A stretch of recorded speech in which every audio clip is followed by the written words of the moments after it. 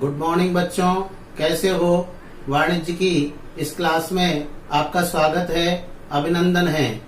बच्चों, हम आज व्यावसायिक संगठन के स्वरूप का अध्ययन करेंगे कि व्यावसायिक संगठन के कौन कौन से स्वरूप है।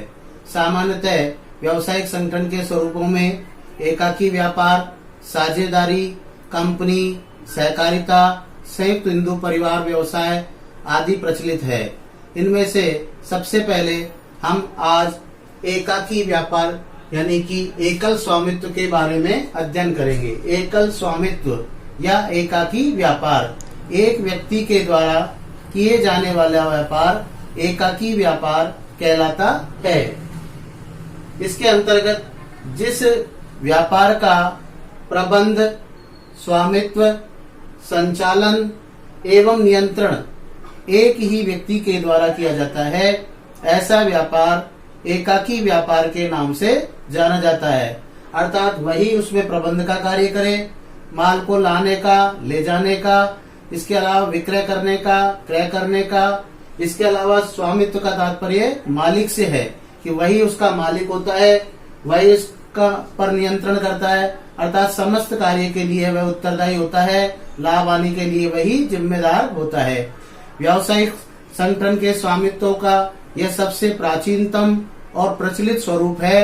भारत के अंदर पूंजी की कमी है। ऐसी स्थिति में कोई भी व्यक्ति छोटे स्तर पर यदि कार्य करता है तो वह एकाकी व्यापार से ही अपना कार्य प्रारंभ करता है। जीविकोपार्जन का यह सबसे अच्छा प्रमुख संसाधन है। इसके माध्यम से व्यक्ति अपने जीवन की शुरुआत कर सकता है। इसे हम फुटकर व्यापार के नाम से भी जानते हैं। आप देखते हैं बाजार के अंदर जितनी भी दुकानें हैं ये सारी फुटकर व्यापारियों की दुकानें हैं। फुटकर व्यापारियों की दुकानों में चाहे वो स्टेशनरी की दुकान हो, चाहे बिजली के सामान की दुकान हो, चाहे पंसारी के सामान की दुकान हो, या फिर और अन्य संसाधनों की दुकान हो, ये सभी इसमें शामिल की जाती है। लेकिन बच्चों, इसमें सबसे पहली और सबसे महत्वपूर्ण जो बात है वो आती है कि सेवा क्षेत्र में इस व्यापार का सबसे अधिक महत्व होता है। क्योंकि उसका प्रमुख कारण ये है कि जितनी अधिक आप कुशलता से सेवा करेंगे उतना ही अधिक आपके ग्राहकों की संख्या में वृद्धि होगी। इसलिए महिलाएं यदि चाहें तो अपने घर पर ही ब्यूटी पार्लर का कार्य कर सकती है।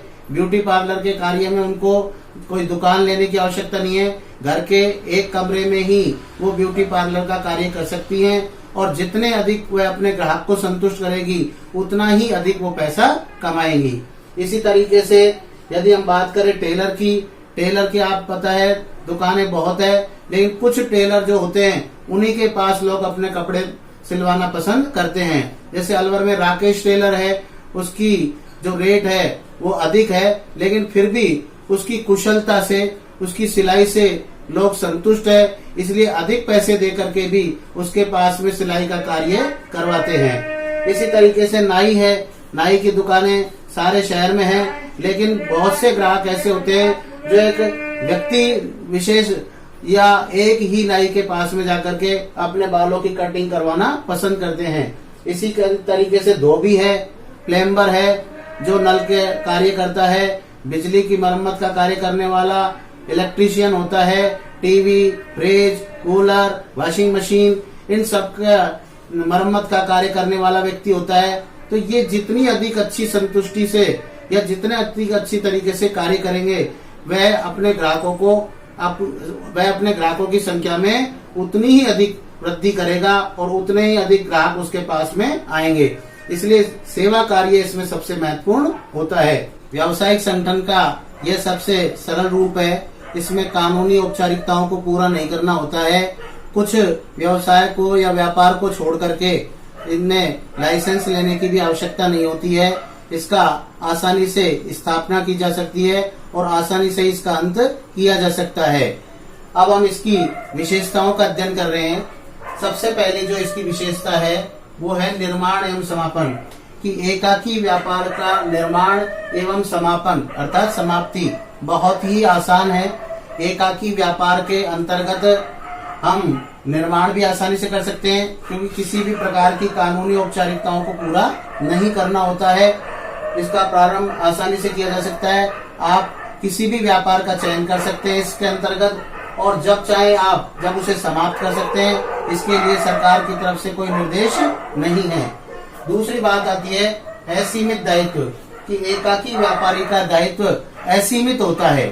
एकाकी व्यापारी का दायित्व असीमित होता है, क्योंकि लाभ आने के लिए वो स्वयं जिम्मेदार होता है, स्वयं ही प्रबंध करता है, संचालन नियंत्रण करता, समस्त कार्य उसी का होता है। और कई बार जब हानि हो जाती है तो ऐसी स्थिति में हानि को भी वह स्वयं वहन करता है। कभी कभी तो उसको अपनी निजी संपत्ति को बेच करके भी उन दायित्वों को चुकाना होता है। इसलिए एकाकी व्यापार की ये सबसे बड़ा दोष है कि उसका दायित्व जो होता है वो असीमित होता है। लाभ हानि वहन करता है। व्यापार में यदि लाभ होगा तो उसका मालिक वह स्वयं ही है, और यदि हानि होगी तो उसकी पूर्ति करने वाला भी वो स्वयं ही है। इसलिए कई बार उसको अपनी निजी संपत्ति को भी विक्रय करके उस हानि की पूर्ति करनी होती है। लेकिन जब अधिक लाभ होता है तो उस अधिक लाभ को भी प्राप्त करने वाला वही व्यक्ति होता है। व्यापार पर नियंत्रण, एकाकी व्यापार के अंतर्गत नियंत्रण करता हुआ स्वयं ही है। इसलिए समस्त कार्य का नियंत्रण उसी का होता है कि व्यापार में कब माल लाया जाएगा, कब विक्रय किया जाएगा, किसी तरीके से माल का अधिक से अधिक विक्रय करके और लाभ कमाया जा सकता है। यदि वह किसी प्रकार की उसमें मिलावट करके या अनैतिकता के आधार पर माल का विक्रय करता है तो उसके लिए पकड़ा जाता है, तो वह उसके लिए स्वयं जिम्मेदार होगा। इसलिए उसको पूरी तरीके से ये माना गया है कि वही नियंत्रण करता है। जो भी करेगा, अच्छा करेगा या बुरा करेगा, उसके लिए वह स्वयं उत्तरदायी होगा, क्योंकि उसी का नियंत्रण इसमें होता है। इसके पश्चात हम बात कर रहे हैं व्यवसाय के लिए स्वयं उत्तरदायी है, अर्थात यदि कोई कानूनी अड़चन आती है तो उसके लिए भी वह स्वयं उत्तरदायी है। जैसे अब इस समय मान लीजिए लॉकडाउन हो रहा है या आगे होगा, और उस लॉकडाउन के अंदर यदि वह अपने व्यापार का संचालन करेगा, दुकान को खोलेगा और पकड़ा जाएगा तो उसके ऊपर जो जुर्माना लगेगा उसके लिए वह स्वयं उत्तरदायी होगा। इसलिए व्यवसाय के लिए हर स्थिति में वह उत्तरदायी होता है। निरंतरता का अभाव, व्यवसाय में यदि मान लीजिए साझेदारी है, कंपनी है, तो उनमें अन्य साझेदार और अन्य सदस्य व्यवसाय का संचालन कर सकते हैं। लेकिन यहाँ तो सिर्फ वह अकेला ही व्यक्ति है। ऐसी स्थिति में यदि उसकी मृत्यु हो जाती है, दिवालिया हो जाता है, पागल हो जाता है, तो ऐसी स्थिति में वह स्वयं ही उत्तरदायी होगा और वो अपनी दुकान का या अपने व्यापार का संचालन नहीं कर सकता है। इसके अलावा व्यावसायिक संगठन के और भी कई स्वरूप हैं, जैसे साझेदारी है, संयुक्त हिंदू परिवार है, या सहकारी समिति है, या कंपनी है। इन सब की जानकारी हम आपको अगली वीडियो के अंदर देंगे। तब तक आप इन्हें अच्छी तरीके से याद करते रहें। आपको मैं फोटो प्रति भेजूंगा, उस फोटो प्रति में से आप सुंदर सुंदर राइटिंग में रजिस्टर में उतार लें और अपना कार्य यथा समय करते रहें। काम को बढ़ाएं नहीं, और किसी भी प्रकार की यदि समस्या आपको आती है तो विद्यालय खुलने पर उस समस्या का यथा समय समाधान किया जाएगा, और अपना कार्य करते रहे।